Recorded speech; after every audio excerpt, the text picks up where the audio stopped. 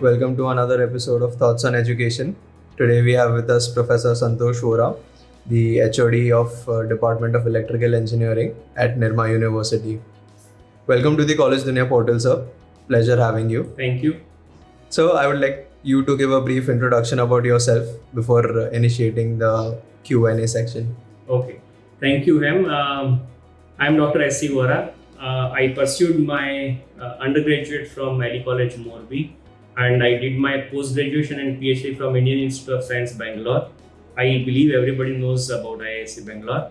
I have been with Nirma University since last 23 years, and I'm working as head of the department as well as PG coordinator for electrical power system specialization. My background is especially in high voltage engineering. At the same time, I am working in the domain of electrical power systems. I have a number of research papers to my credit. At the same time, 3 PhD students have completed PhD with me. I believe I'll be taking you through the glimpses of the electrical department during the course of time. Lovely. Pleasure having you, sir. So my first question to you would be that, like you said, you have held several key positions at educational institutes throughout your professional career. So what are the key factors that keep you connected to the education sector? Mainly, you be connected with the students and industries. Okay, you be in touch with the latest technological trends. At the same time, you contribute to shape the career of young minds. So probably these are the most things, and of course, you listen to the amazing ideas that the young minds have. It gives you a boost rather. So it helps us a lot to work with these people, with the students. Great, so that's quite a unique response and approach to it. So moving on, being the HOD of the Department of Electrical Engineering, what would you say is your philosophy on leadership? And how would you like to describe your leadership style? I would not say leadership, rather it's all teamwork. People work in team here at Nirma, and probably it helps me to carry on with my normal administrative work. For us, it's important to function together. And if you look at those basic things, growth of all is growth for all. So that's what I feel. What I do is I just take my faculty colleagues along with, and it helps me in getting their thoughts. They are also connected to students, so it helps me understanding students' requirement. And then we sit together, we discuss, and we plan things further. So maybe you can say ownership of the department by every stakeholder is the style of leadership that I can say. So in that case, how do you ensure that the Department of Electrical Engineering ensures the best practices of the industry? At Nirma, we have a set practices. Say for example, we review the syllabus every 6 months. We invite our peers, we invite our industry colleagues to look at those syllabus, give us the inputs. At the same time, we review the technological trends which are happening outside. We look at the magazines, we look at the feedback that we receive from our students, parents or alumni. So that helps us in building ourselves. At the same time, you look at the curriculum that are offered. Those are offered at IITs and foreign universities. So we take clue from each of this, and we try to maintain that there is a synergy with the current trend. And that's how our syllabuses are defined. That's how our syllabuses are maintained. So we try to see that best practices from industries are received. At the same time, what's coming up, that also is available to the students for their understanding. And of course, accordingly, we have to plan our labs as well. So we upgrade our laboratory accordingly. We upgrade even our faculty needs to undergo some type of training. So that also happens simultaneously when we look at the syllabus revision. Quite an effective pedagogy, sir. So in that case, what do you think your roles and responsibilities towards the university as well as the students would be?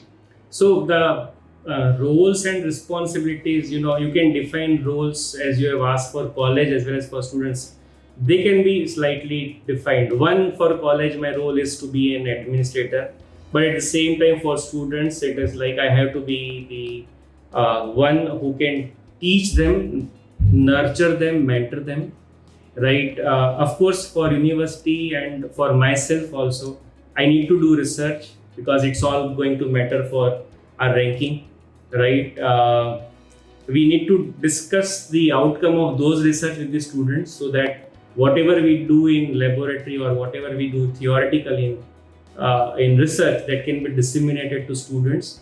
Of course, as I stated, administration. So I should be the bridge between my students, my faculty, and the bridge between the management as well. So that's my role as such for this position. But otherwise, I would be more keen in being in classroom as well. Lovely. So, what I'd love to know next is that what do you think should be the department's top priority over the coming 10 years? We plan to go for Center of Excellence in Electric Vehicle. For electrical engineering, if you observe, this is the key area which is being developed, and there is a great thrust from government of Gujarat and government of India. At the same time, there are few more areas which are being focused on. For example, microgrid, where people are talking about moving away from conventional grid and offer the localized solution. So we also look at that possibility if we can have our own local development of people who can talk about microgrid. Of course, apart from that, we would like to be on the front where we can offer consultancy to the industry. And naturally, when we talk about Center of Excellence in the domain of EV or in the domain of microgrid, the students will also be going forward. We are also working on developing some small permanent magnet electrical machines where we can demonstrate to students how the technology is changing there also. Right. So, what would you like the audience, our viewers, to know about the Department of Electrical Engineering or maybe Institute of Technology that they might not know? If you say that what they might not know, I'm not sure, because we have a 25 years of existence, so people must be knowing a lot about us. If I want to talk about department and institute, I can say we are all team committed to deliver the outcomes of research to the students. We are all committed to deliver our syllabus as prescribed, or you can say we are there to develop students as such. We are there to foster the students' minds. Maybe we would even like to build the next generation startups or the entrepreneurs as well. So yes, we are all working towards it at department level as well as at the institute level. Yeah, we are adapting new technologies, and we are also changing ourselves with time. So we are moving forward in the best possible direction that is necessary today. Right. So, like you specifically mentioned the existence of Nirma University a little over a time of 2 decades. Yes. So, what I would like to understand is that, what are some of the biggest challenges you see both for higher education in general and Institute of Technology specifically? Challenges, of course, you can see it is happening globally, right? If when I joined Nirma University sometime back, 2 decades back roughly, right? I could see that we were all focusing on teaching at that time. Now we are not focusing on teaching alone, but we are also focusing on research. So when you talk about the challenges, you understand that someone has to have a change in mindset of a faculty as well as in the mindset of students, that now research is also key rather than teaching alone. At the same time, we need to see that technology is penetrating with students a lot. For example, online courses are available there.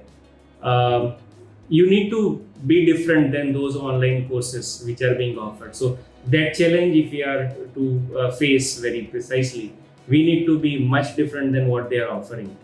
Another challenge that I see in many of the cases, social media addiction, right? Students and in a general fraternity is observing internet boom, and that internet boom probably is leading to social media addictions.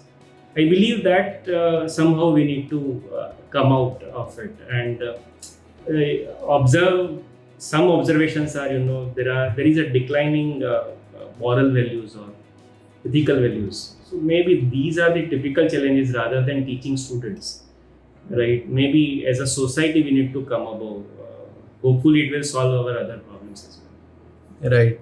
So coming to the last part of the interview, I would like to request you to give a few advices and suggestions to the upcoming youth as well as the students planning to pursue engineering from the Institute of Technology. I would not say I would like to give suggestions. I would simply say be focused, right? Be ethical, value your time, value others' time also, and probably lead a simple life. It will help mankind. Simply, you can say there is no shortcut to success. We have to put efforts. That's it. Thank you, sir. Thank you so much for your response. It was a pleasure having you on board. Thank you. Thank you very much. On this note, I'd like to conclude the interview.